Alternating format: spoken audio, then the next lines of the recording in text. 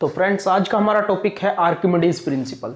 तो एक साइंटिस्ट थे हमारे आर्किमिडीज, जिन्होंने हमें बताया अगर जो किसी भी बॉडी को आप किसी भी लिक्विड के अंदर इमर्ज्ड करते हो तो उसके ऊपर एक फोर्स अप्लाई होती है जिसको हम ब्योंसी फोर्स कहते हैं। यानी कि अगर जो मैं किसी भी बॉडी को किसी लिक्विड के अंदर डुबाता हूं तो उस पर एक अपवर्ड फोर्स लगती है जिसको हम अपथ्रस्ट और ब्योंसी फोर्स कहते हैं।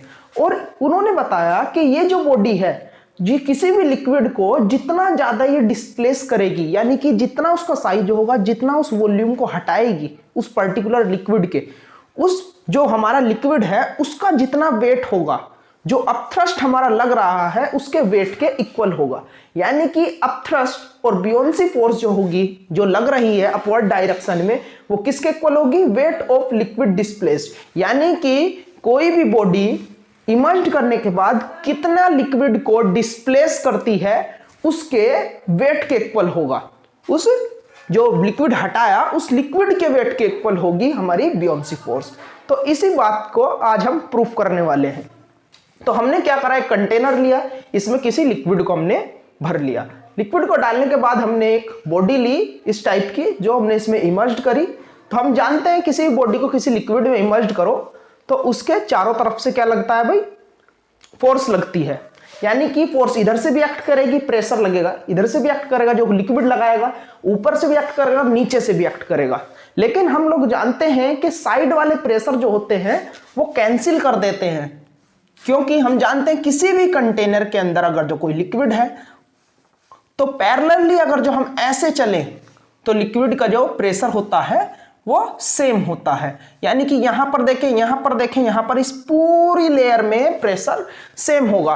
बट अगर जो हम नीचे की साइड में चले, यानी कि ऊपर वाली लेयर में देखें और नीचे वाली लेयर में देखें, तो नीचे चलने पर हमें प्रेशर ज्यादा मिलता है। ये बात हम पहले पढ़ चुके हैं।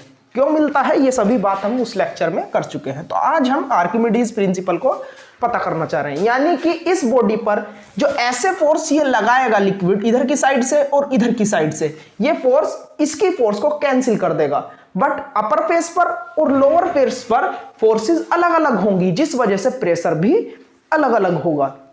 तो आज हम प्रूफ करने वाले हैं कि अपथ्रस्ट जो होता है यानी कि ब्योंसी फोर्स, वो वेट ऑफ डिस्प्लेस्ड लिक्विड के इक्वल कैसे होगा। ये बात हमें आर्किमिडीज ने बताई थी। तो भाई प्रेशर किस किस पर लग रहा है? ऊपर वाली फेस पर और नीचे वाली फेस पर। हमने माना ऊपर वाली फेस पर प्रेशर लगा यानी कि फोर्स लगा F1 और नीचे वाली सरफेस पर लगा F2। इसका एरिया ऑफ क्रॉस सेक्शन ऊपर वाली सरफेस का, इसका हमने माना A, तो भाई नीचे का भी A ही होगा क्योंकि बॉडी हमने सिमेट्रिकल मानी है ऊपर नीचे से एक तरीके से। तो ऊपर A तो नीचे का एरिया भी A। इस बॉडी का हाइट जो है वो हमने h ली, और ये जो हाइट है ऊपर से सरफेस तक की यानी कि फर्स्ट फेस की ऊपर से, वो हमने ली x। ऐसा क्यों लिया हमने? क्योंकि भाई किसी भी बॉडी को नीचे डिस्प्लेस करोगे, हम जानते हैं नीचे बढ़ने पर प्रेशर बढ़ता है यानी कि फोर्स बढ़ती है।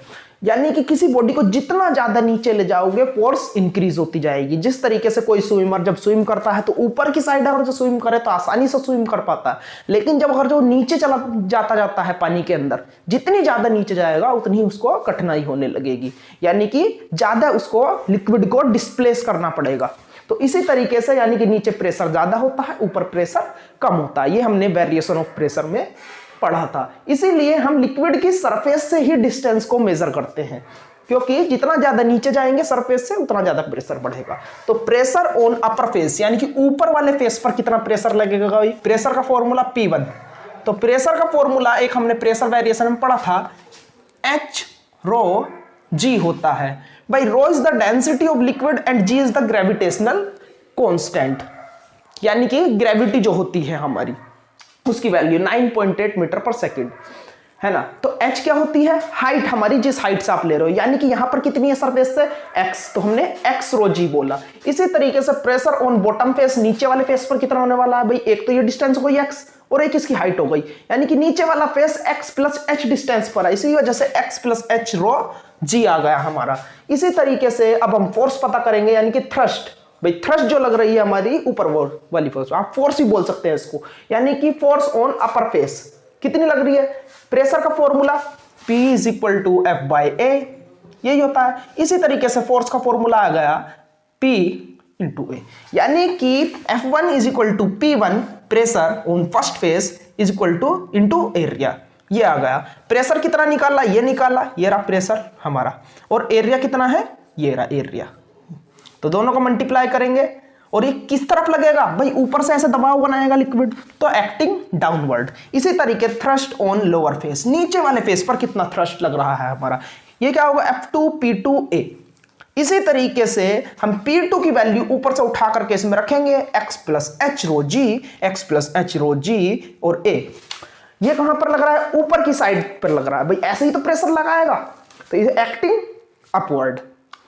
तो net force in upward direction, यानी कि ऊपर की साइड में कितनी फोर्स लगेगी भाई, इतना तो हम जानते हैं किसी भी लिक्विड के अंदर किसी बॉडी को डालें तो फोर्स ऊपर की तरफ ही लगती है, यानी कि नीचे वाली फोर्स बड़ी होगी। तो नेट फोर्स कितनी होगी, एक ऐसे लग रही है, एक ऐसे लग रही है, यानी कि दोनों को माइनस कर दें, अपोजिट डायरेक्शन, F2 माइनस के F1, F2 माइनस के F1, यानी कि अब थ्रस्ट लग रहा है कितना, U से डिनोट करते हैं। तो F2 कितना है हमारा, ये रहा, F1 ये रहा। दोनों की वैल्यू पुट करो, सोल्व करने के बाद एक वैल्यू आएगी, कौन सी आएगी, AH रो जी, है ना। अब इसको आगे कैसा करना है, AH यानी कि A area, H is the height of the object, और हम जानते हैं AL क्या होता है, वॉल्यूम, ये भी हम पहले कर चुके। इसी वजह से H भी तो एक हाइट ही है, लेंथ क्या हो, हाइट का हो, तो क्या हो गया, फिर से वॉल्यूम आ गया, यानी कि एरिया इंटू हाइट, वॉल्यूम बन गया। भाई वॉल्यूम क्या होता है, किसी भी एरिया में उसकी लेंथ को मल्टीप्लाई करो, ब्रेथ को मल्टीप्लाई करो, यानी कि तीनों साइडों के मल्टीप्लाई करते हैं तो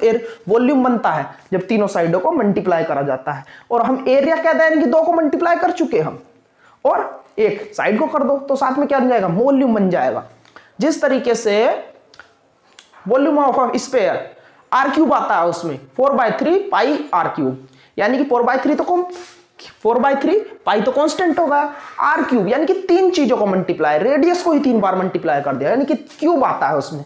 इसी वजह से 2 तो ये हो गए एरिया, और साथ में एक लेंथ या फिर हाइट का हो, ये क्या बन गया, वॉल्यूम बन गया। तो हमने इसको क्या बोला, वॉल्यूम, V रो जी, ये लिखा हुआ है यहाँ पर V रो जी, यानी कि हमारा जो डेंसिटी होती है वो होती है मास अपॉन वॉल्यूम।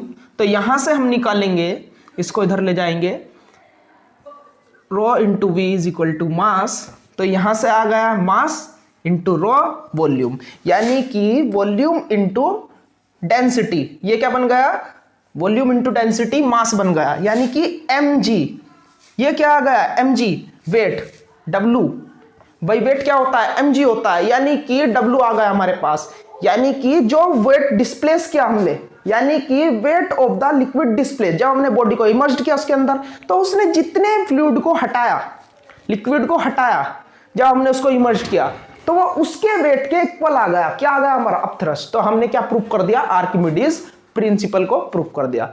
तो ये क्या था, हमारा आर्किमिडीज का प्रिंसिपल था। वीडियो अच्छा लगा हो तो शेयर करने के साथ साथ चैनल भी आप सब्सक्राइब कर सकते हैं। Okay, thank you friends.